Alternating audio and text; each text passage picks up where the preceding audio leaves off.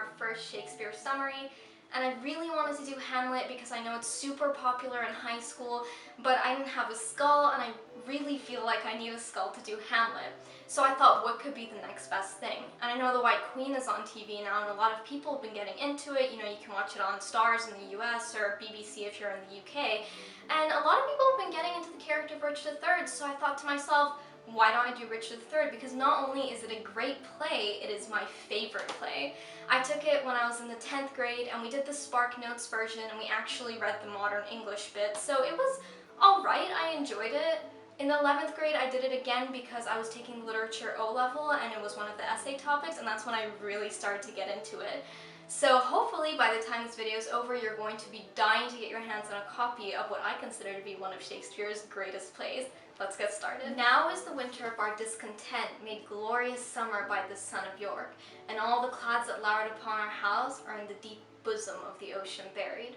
Richard III starts out with a very, very famous speech, and a lot of people are actually pretty familiar with the speech, they just don't know where it came from. Now, Richard talks to the audience a lot. He loves to tell us what he is planning.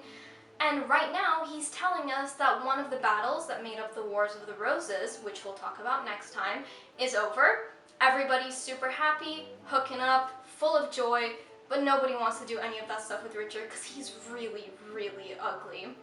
Now, Richard basically tells us that since he cannot prove a lover to entertain these fair, well-spoken days, as Shakespeare put it, he is determined to prove a villain. Basically, he wants to be king. But Richard kind of has to get rid of a couple of people to do that, including Edward IV, his brother, who is currently king, and George, the Duke of Clarence, who is also his brother.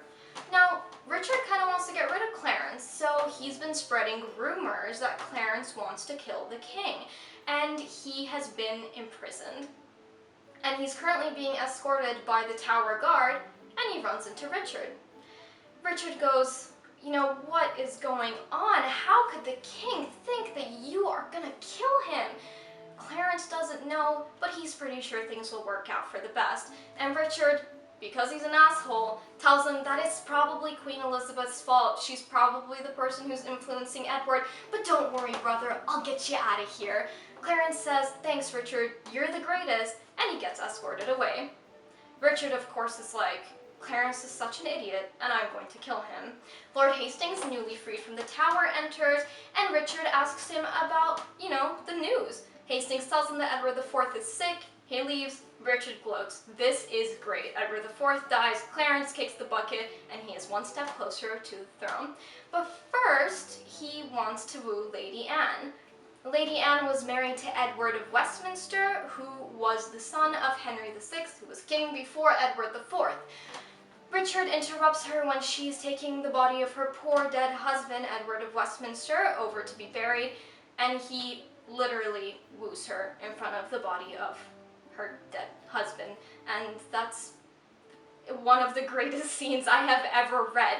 Anne curses the person who's murdered her precious Edward, and she says that she hopes whoever marries the murderer is as miserable as she is. Way to go, Anne, you just cursed yourself. Richard comes in, he woos her, says that the only reason he killed Edward of Westminster was because she's so beautiful and she's so lovely, and it was all done out of love. Anne falls for it, he puts the ring on her finger, that's done. She leaves, Richard gloats again. He is ecstatic that he could woo a woman in front of her dead husband while looking as ugly as he does. Good job, Richard. Meanwhile, Elizabeth is afraid. She's afraid that Edward IV isn't going to survive and that her sons are too young to, you know, rule. Richard will definitely be given a place on the throne until one of her sons come of age. She's really afraid for the safety of her kinsmen. Lord Buckingham and Stanley enter and say, you know what, Edward IV wants you guys to all be friends. Elizabeth's kinsfolk and Richard need to make peace. Richard comes in and starts to cause a ruckus, says that because he's such a nice guy, people use that as a reason to talk crap about him in court. Elizabeth defends herself, and then Richard accuses her of throwing George, Duke of Clarence, in the tower. Margaret, who was Edward VI's wife and the mother of Edward of Westminster, comes in, curses everybody. He hopes that Elizabeth will see her glory crumble to the ground. She hopes that Elizabeth's son from another marriage, Lord Grey and Dorset, are killed, and she hopes that Richard mistakes his enemies for friends and his friends for enemies. Another nobleman, Catesby, comes in and says, you know what guys, let's go see Edward IV. The scene cuts to Clarence, who is talking to Brackenbury, who is the head guard in the tower, and Clarence has had a terrible dream that he was on a boat and he fell off while trying to help Richard catch his balance. Clarence dreams about drowning and he sees all of the ghosts of the people whom he's helped to kill. He's freaked out by this and asks Brackenbury to keep him company while he sleeps. Two murderers enter a while later, obviously hired by Richard, and one of them kind of has a little pang of conscience. The other guy basically tells him to shut up. They decide to knock Clarence out and drown him in a barrel of wine. And, well, Clarence wakes up and he goes, you know, don't do this. You should go to my brother Richard. I'm sure he'll pay you to keep me alive. And they're like, dude, shut up. Richard's the person who sent us.